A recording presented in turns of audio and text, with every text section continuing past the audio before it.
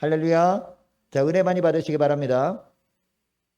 요즘 뉴스들을 보면 당연히 사람들에게 가장 관심이 가는 이슈가 바로 부동산 문제인 것 같습니다. 집값이 너무나 폭등해 버려서 특별히 이 아파트 값은 너무나 많이 올라 버려 가지고 아직 이 아파트를 갖지 못한 분들은요, 상대적인 박탈감 때문에 힘들어하고 있는 가운데 있습니다.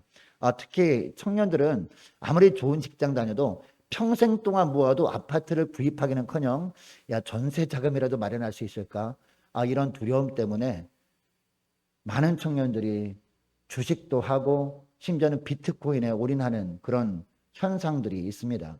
근데 여러분, 이 주식 투자한 사람 중에서 물론 아파트를 산 친구들도 있긴 합니다. 청년들 중에서. 그런데 여러분, 이 통계적으로 보면요, 이 주식해서 돈 번 사람은 10%밖에 안 된다고 합니다. 왜 90%는 어떡합니까? 다 잃어버리는 거예요. 또다시 눈물 흘리는 사람들이 많아지게 될 수밖에 없다는 거죠. 아무쪼록 빨리 이 부동산 문제를 하나님께서 해결을 시켜주셔가지고 모든 사람들이 더 이상 이 부동산 문제 때문에 눈물 흘리는 날이 없었으면 좋겠습니다.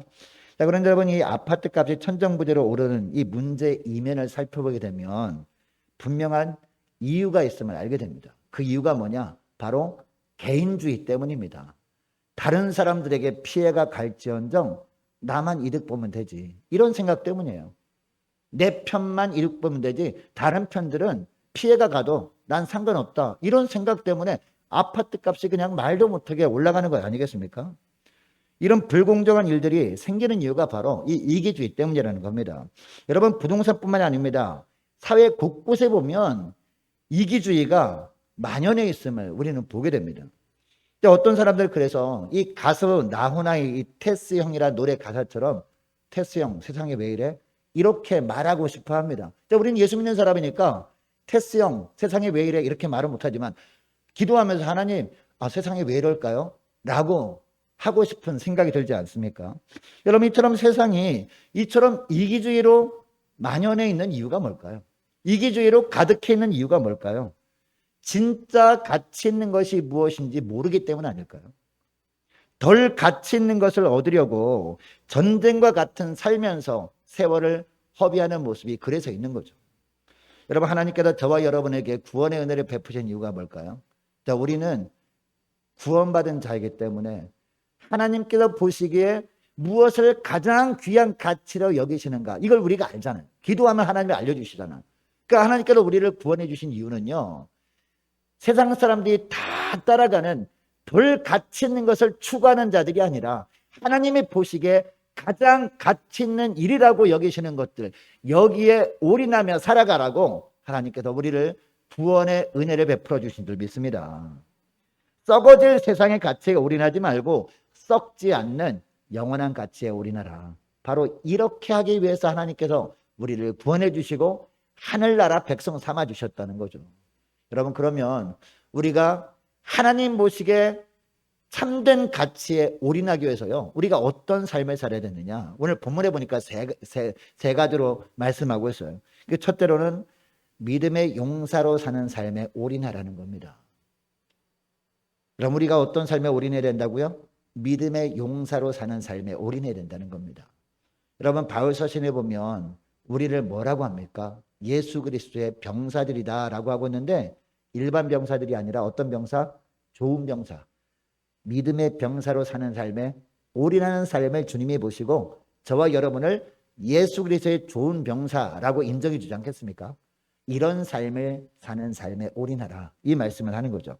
우리는 계속해서 여호수아 말씀을 살펴보고 있는데요, 오늘 본문에 보니까 이 하나님 보시기에 가치 있는 일에 올인하는 사람들을 소개하고 있는데요, 누구냐? 므낫세 지파 사람들이에요. 특별히 1절 말씀 보니까 요셉 자손 중에 므낫세 지파가 땅을 분배받는 장면이 나오는데요, 1절 보니까 누구를 소개하고 있느냐? 마길이라는 사람을 소개하고 있어요. 1절 말씀 보시기 바랍니다. 므낫세 지파를 위하여 제비 뽑은 것은 이러하니라. 므낫세는 요셉이 장자였고 그 다음에 마길이 소개되고 있는데, 이 마길을 누구라고 소개하고 있습니까? 므낫세의 장자라고 소개하고 있습니다. 그리고 길르앗의 아버지라 라고 소개하고 있어요. 그리고 길르앗과 바산을 받았다. 누가? 이 므낫세 지파 중에서 일부, 이 마길의 자손들이 이 길르앗과 바산을 받았다라고 하고 있습니다. 여러분이 길앗과 바산이라는 지역은요, 바산이라는 지역은 어디 있느냐? 가나안 땅 지역이 아니었어요. 요단을 건너서 가나안 땅이 있지 않습니까? 요단강을 건너기 이전에 요단 동편에 있는 땅이 오늘 1절 하반절에 나오는 길앗과 바산이었습니다. 여러분, 이 길앗과 바산 땅을 므낫세 지파 중에서 이 마길의 가문에게 분배해 주었던 이유가 뭐라고 하고 있습니까? 오늘 본문에 보니까. 자, 다시 1절 중반절 말씀 보시기 바랍니다. 므낫세의 장자 마길은 길앗의 아버지라. 그는 뭐였기 때문에? 용사였기 때문에 길앗과 바산을 받았다 라고 하고 있습니다. 여러분, 이 마길은요, 요셉의 장손이었습니다. 요셉의 장손이었어요. 그렇다면 이처럼 이 마길이 요셉의 혈통인 장손이었기 때문에 므낫세 지파가 요단 동편 땅을 분배받았느냐? 그게 아니다라고 하고 있습니다. 뭐였기 때문에? 용사였기 때문이다 라고 하고 있습니다. 자, 그런데 이 구절에서 이 마길이 용사였다는 것은요, 단순히 마길만 용사였다라는 뜻이 아니에요. 마길의 후손들이 다 용사들이었다라는 의미입니다. 그거 어떻게 할 수 있느냐? 여러분, 마길은 므낫세의 장자였잖아요. 므낫세의 장자였는데 므낫세는 언제적 사람입니까? 이스라엘 백성들이 애굽에서 400년 동안 노예 생활하지 않았습니까? 노예 생활하기 이전에 살았던 사람이란 말이에요. 그러니까 적어도 이스라엘 백성들이 애굽에서 나오기 한 300년쯤 전에 살던 사람이었거든요. 그러니까 여기에 마길이 용사였기 때문에 라고 하는 것은 무슨 얘기예요? 마길의 후손들, 마길의 자손들이 다 용사들이었기 때문에 이처럼 요단 동편 땅을 하나님께서 기업으로 주셨다. 이렇게 우리는 이해할 수 있습니다. 그런데 여러분, 그들은 이름만 용사들이 아니었습니다. 여러분, 그 마길의 자손들이, 이스라엘 백성들이 애굽에서 나와서 광야길을 행할 때 많은 대적들과 전쟁을 해야 되지 않았습니까? 이 대적들과 전쟁을 벌일 때 가장 앞장섰던 사람들이었다는 거지, 마길의 후손들이. 근데 이 마길의 후손들이요, 이처럼 훈련이 잘된 전쟁에 능한 사람들이 아니었습니다. 그대로 힘 있는 사람들이 아니었다는 것이죠. 그렇다고 해서 제갈량처럼 지혜가 뛰어난 사람도 아니었다는 것이죠.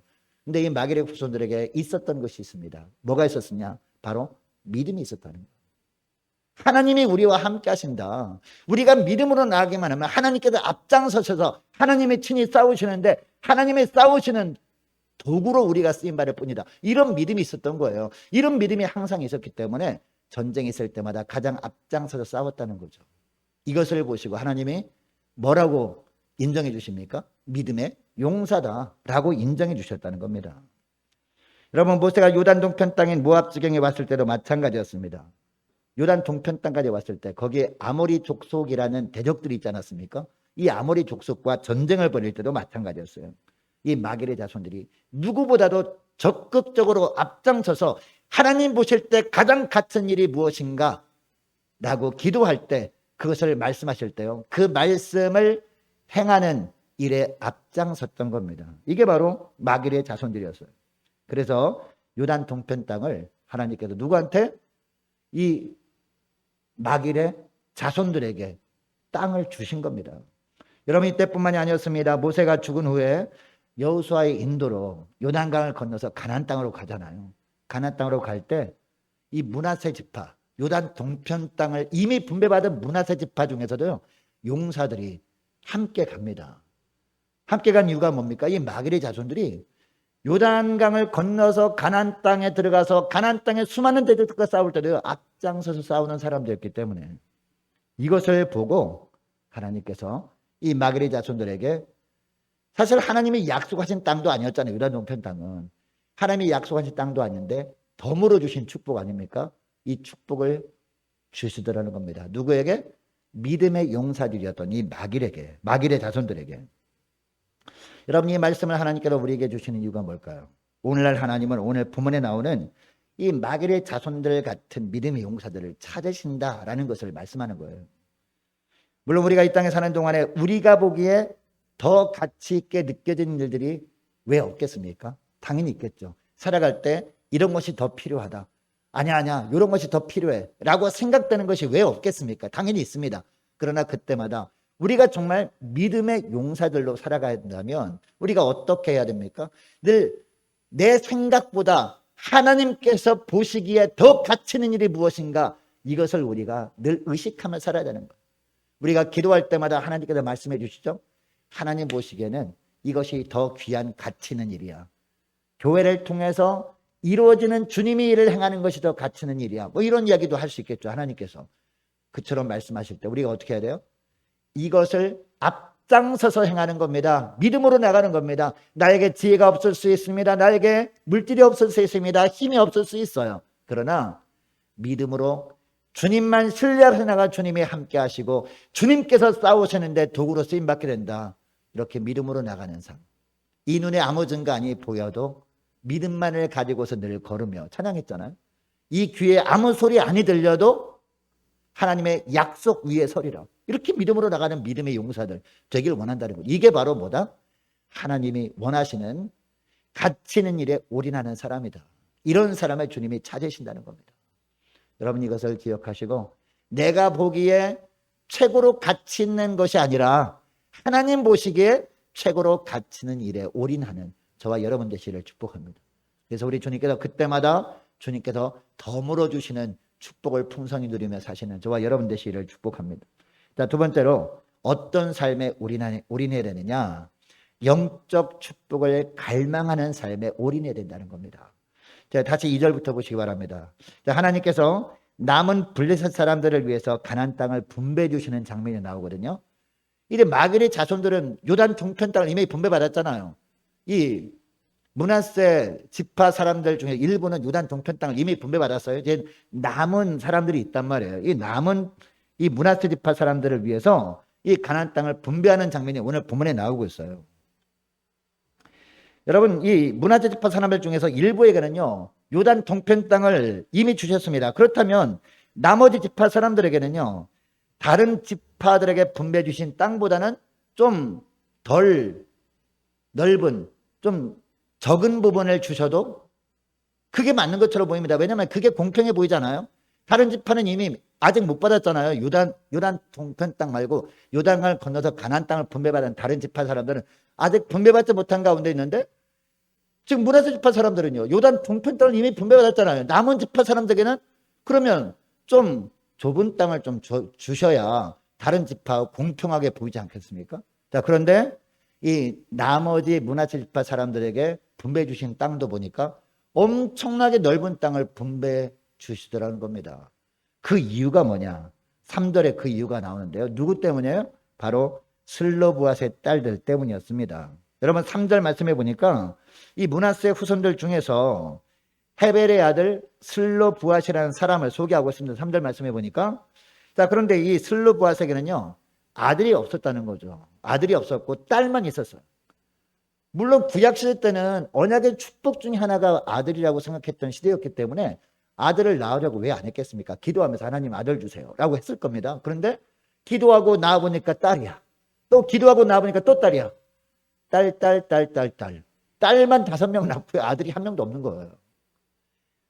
이 상황 가운데 이 땅이 당시 땅을 분배해 줄 때 이 각 가정의 아들들에게 분배해 주지 않았겠습니까? 그러다 보니까 요 집은 아들들에게 분배해 주고 요 집도 아들들에게 분배해 주고 이제 슬로브앗의 가정 차례인데 그냥 건너뛰어 버리는 거예요. 왜? 아들이 없었기 때문에. 그것을 이 슬로브앗 딸들은요 견딜 수 없었던 거예요. 왜? 그 당시에 이 가나안 땅을 분배받은 것은 언약의 축복을 받는 걸 의미하거든요. 영적인 축복을 받는 걸 의미하는데 영적인 축복을 받는 일에 자기 가족이 제외되는 것이 결코 견딜 수가 없었던 겁니다.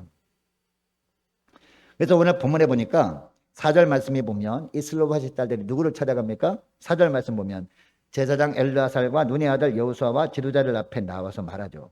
4절 중반절 말씀 보시기 바랍니다. 4절 중반절 보니까 여호와께서 모세에게 명령하사 우리 형제 중에서 우리에게 기업을 주라 하셨다라는 이야기를 합니다.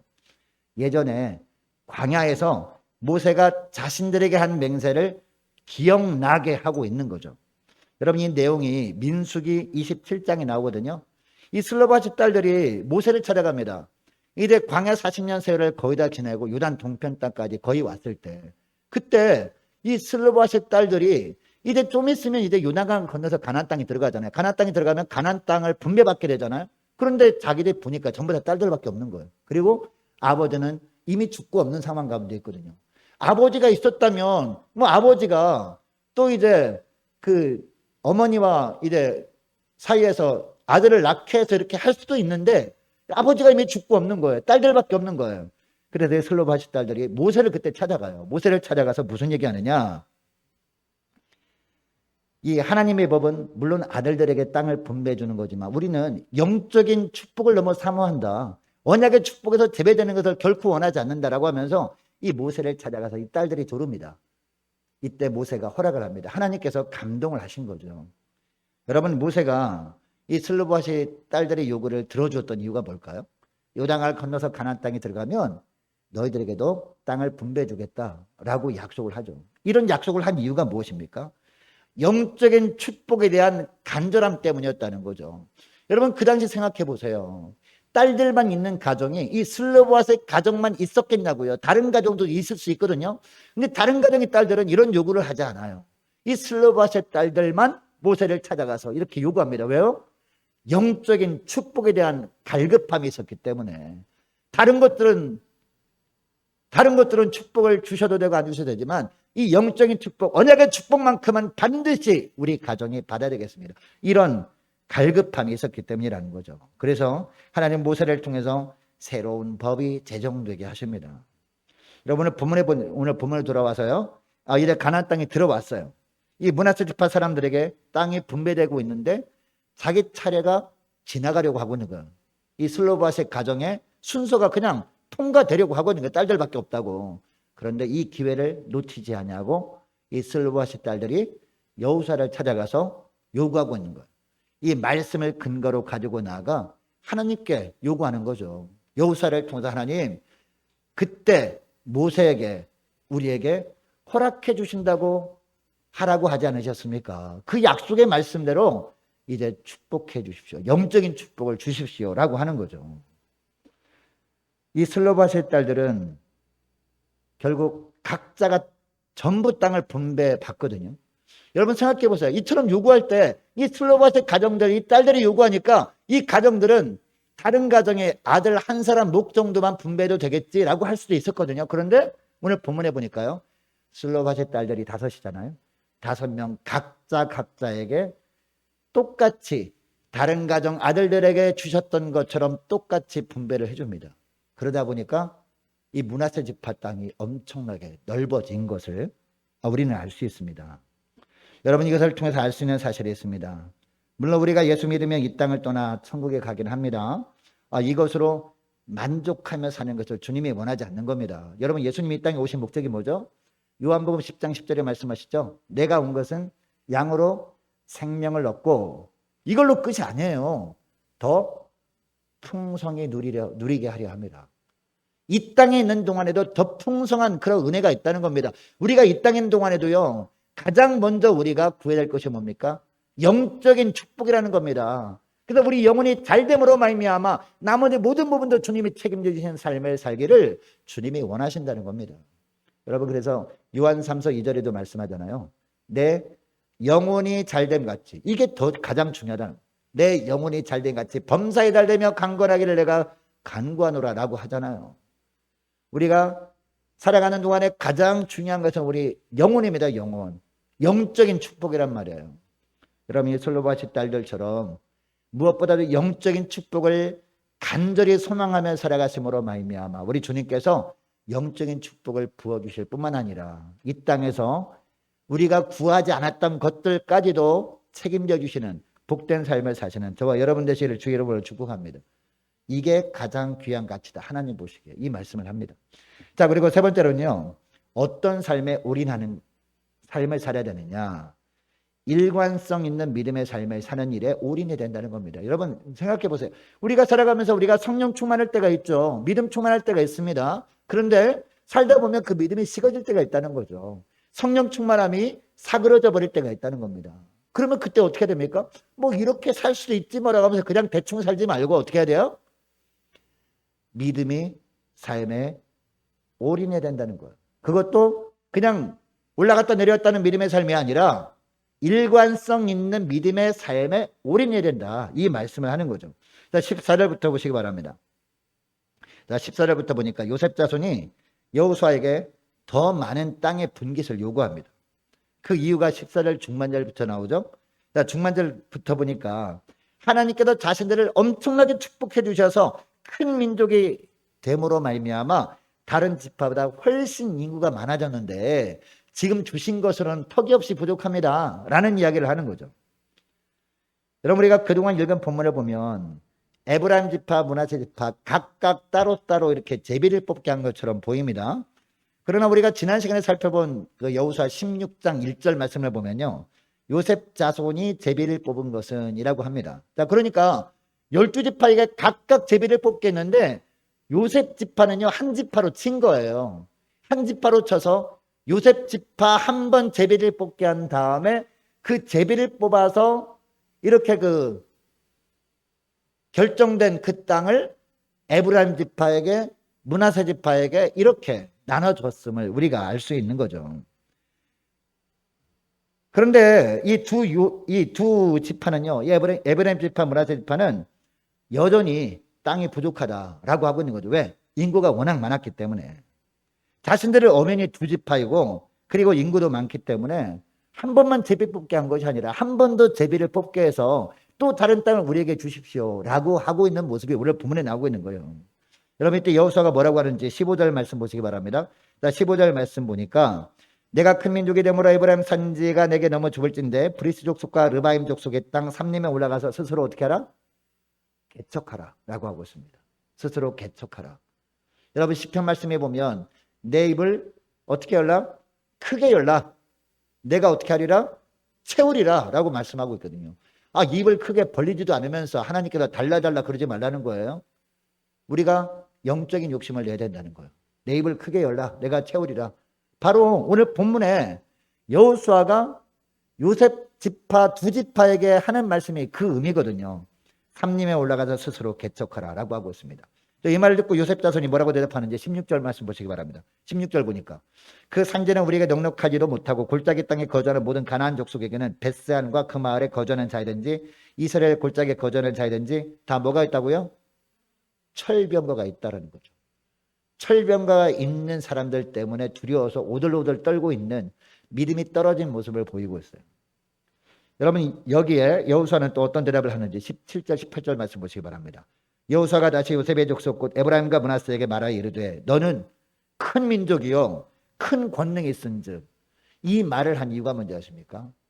하나님께서 요셉 지파에게 엄청난 축복을 주실 것을 이미 말씀하셨을 때가 있거든요. 누구한테 말씀인지 아십니까? 야곱에게 말씀하셨어요. 창세기에 보면 야곱에게 각 지파마다 축복을 하잖아요. 그리고 이 요셉의 두 아들에게 축복을 하는 장면이 있단 말이에요. 그 축복이 그대로 하나님은 반드시 이루시는데 그때가 바로 이때다 라고 하고 있습니다. 큰 민족을 이룰 것이다 라고 하나님이 약속하셨기 때문에 지금 큰 민족이 이루어졌잖아요. 그리고 큰 권능이 있은즉, 하나님이 이미 주신 권능이 있다는 거죠. 하나님이 함께 하시는 은혜가 있다는 겁니다. 큰 권능이 있은즉, 그 다음에 어떻게 하라? 한 분기만 가질 것이 아니라 그 산지도 내 것이 되리니 하나님이 함께 하신다는 거죠. 비록 삼림이라도 내가 개척하라. 그 끝까지 내 것이 되리라. 가나안 족속이 비록 철병거를 가졌고 강할지라도 내가 능히 그를 쫓아내리라 하였더라. 하나님이 동행하시면 못할 것이 없다. 이런 말씀을 하는 거죠. 왜? 하나님이 약속하셨기 때문에. 하나님이 그 땅을 밟는 곳마다 다 너희들이 땅이 될 것이다 라고 말씀하셨기 때문에 그냥 믿음으로 나가라. 그러니까 무슨 얘기하는 거예요? 일관성 있는 믿음을 가지라는 거예요. 믿음이 약해졌다고 우리는 못해 하지 말고, 나는 못합니다라고 하지 말고, 나는 힘드니까, 나는 못하니까 하나님이 그냥 주십시오라고 하지 말고 처음에 가졌던 일관성 있는 믿음을 가지고 나가라. 바로 이런 이야기를 하고 있는 겁니다. 여러분, 그러니까 여호수아가 요셉 지파에게 이 가나안 족속이 거하는 땅을 정복해서 차지하라고 할 때 요셉 지파들이 왜 그들에게 철병가 있기 때문에 못한다고 한 것일까요? 하나님께서 이미 그들에게 약속하신 축복의 말씀은 보지 못하고 눈에 보이는 불리해 보이는 환경만 보았기 때문이라는 거죠. 여러분, 하나님께서 조금 전에 말씀드린 것처럼 내 입을 크게 열라 내가 채우리라고 말씀하셨죠. 우리가 말씀 붙들고 나가잖아요. 근데 하나님이 우리에게 주시고자 하는 축복들이 있습니다. 근데 그 축복이 있는 곳까지 거의 다 도달할 때쯤 되면 우리가 너무 힘이 듭니다. 사실 우리가 산에 올라갈 때도요, 목적지가 바로 코앞에 있는데 가장 힘들잖아요. 근데 요 언덕만 딱 넘으면 정상이야. 근데 그쯤 가가지고 너무 힘들어가지고 막 하는 경우가 많거든요. 눈에 보이는 거는 이 언덕이란 말이에요. 그 정상 거기는 안 보여요. 근데 이것만 딱 넘으면 정상이야. 누가 할 수 있나요? 많이 가본 사람은 다 알아요. 근데 처음 가본 사람은요, 그걸 어떻게 믿으러가면서 막 거기 주저앉아가지고 쉬고 막 그러거든요. 근데 가본 사람은 그 다음에 정상이 있다는 걸 알기 때문에 빨리 가서 정상 가서 쉬지라고 하잖아요. 그죠? 우리 주님이 예비하신 축복도 마찬가지입니다. 축복이 바로 코앞에 있는데 이 사단은요, 그 코앞에 갈 때까지요 가만두지 않아요. 우리를 계속 힘들게 하고 우리 앞에 이런 철병거가 있는 그 대적들을 놓아서 막 방해한단 말이에요. 가지 못하도록, 축복을 받지 못하도록. 우리가 그 환경만 바라보면 어떻게 됩니까? 오늘 본문에 나오는 이 요셉 자손들처럼 이렇게 철병거가 있기 때문에 못하겠습니다라고 할 수 있단 말이에요. 근데 우리 주님께서 원하시는 게 뭡니까? 처음에 우리가 믿음을 가졌을 때, 처음 주님을 만났을 때 그 믿음을 일관성 있게 유지하고 믿음으로 나가라. 바로 고지는 요 앞에 있다. 축복은 바로 요 앞에 있다. 라고 말씀하시는 거예요. 그렇기 때문에 우리가 눈에 보이는 그런 어려운 환경을 이것만 바라보면서 낙심하지 말고 우리가 뭐 해야 돼요? 뭘 바라봐야 돼요? 눈에 보이지 않지만 주님께서 우리에게 약속하신 말씀, 그 말씀 붙들고 믿음으로 나가는 우리가 그때그때마다 하나님의 새롭게 부어주시는 은혜를 우리가 누릴 수 있다는 겁니다. 이 말씀을 하는 거예요. 여러분 이제 말씀을 뵙길 원합니다. 여러분 약속을 믿는다면 그 믿음을 언제까지? 끝까지. 그 믿음을 끝까지 붙들고 아멘 하면서 전진할 수 있는 저와 여러분 되시기를 축복합니다. 철병거가 아니라 그 어떠한 어려움이 있더라도 약속의 말씀을 마지막까지 신뢰하면서 순종하고 나감으로 말미암아 특별한 그때마다 부어주시는 하나님의 특별한 은혜를 경험하며 하나님께 영광 돌리며 지내시는 저와 여러분 되시기를 주의 이름으로 축복합니다. 자, 기도하겠습니다. 하나님 아버지 감사합니다. 덜 가치 있는 것에 올인하느라고 이기주의로 가득한 세상 속에서 저희들만큼은 주님께서 구원해 주셔서 하나님 백성 삼아 주신 저희들만큼은 하나님께서 보시기에 가장 가치 있는 일에 올인하며 살아갈 수 있도록 축복하여 주옵소서. 하나님 무엇보다도 마길의 자손들처럼 그리스도의 좋은 믿음의 군사로서 살아가는 삶에 올인하게 하시고 슬로보아의 딸들처럼 저희를 물론 자격은 없지만 하늘의 복 신령한 축복만을 갈망하며 사는 삶에 올인하게 하여 주셔서 하나님께서 예비하신 하늘의 신령한 은혜와 땅에 기름진 것으로 채워주시는 축복을 누리며 살게 하여 주옵소서.